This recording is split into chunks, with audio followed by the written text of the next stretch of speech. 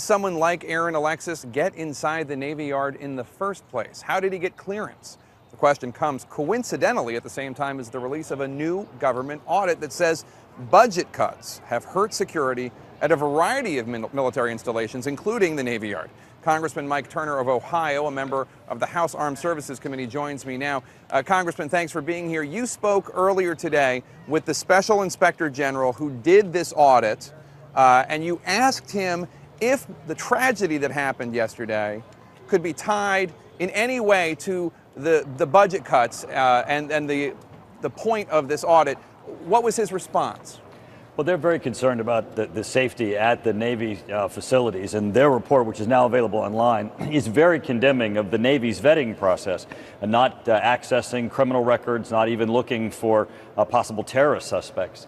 What they indicated is that they will now take the specific instance of the shooter, compare that against the lack of vetting processes that they've seen within the Navy, and to try to make that correlation. Now, the Navy cited budget constraints for their new process of permitting access to Navy facilities. They also, in rejecting the Inspector General's recommendations to tighten security, cited budgetary constraints. That's certainly a concern for us, and we're going to follow that up. I guess what's so confounding to a lot of us congressmen is after he was named, so many members of the media were able to do searches and find out about this 2004 arrest when he fired a gun at the tires of a car and said he had a blackout. Other arrests, the fact that he was honorably discharged from the military, but there were a number of incidents where he was reprimanded, and in fact he was close to, according to some accounts, close to possibly being dishonorably discharged, although he didn't meet the requirement ultimately. How come none of this tripped any alarms for the Navy? Well, and that's part of the problem. The Inspector General in their report identified 52 felons that had received access to Navy facilities and had not been identified, but were later caught in the system when their names were re-vetted.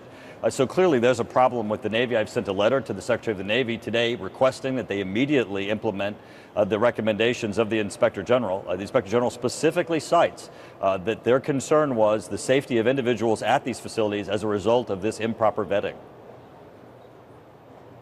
Now, the mayor of Washington, D.C.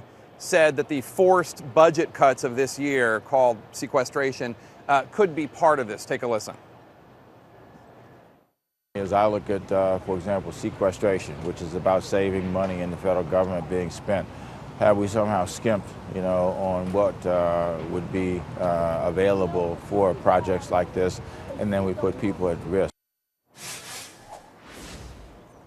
Is he right, Congressman? Does this have to do with sequestration, or does this predate that?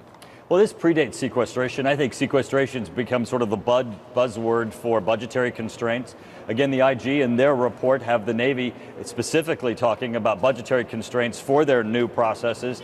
And the IG raises the issue of how does the Navy look at the issue of balancing both security risk and budgetary constraints. But I think this really does go to the heart of what we're trying to do in the Department of Defense, finding smart ways to do things, but at the same time, lower risk. Security is not an area that should at all suffer as we look to ways in which cuts might be able to be found.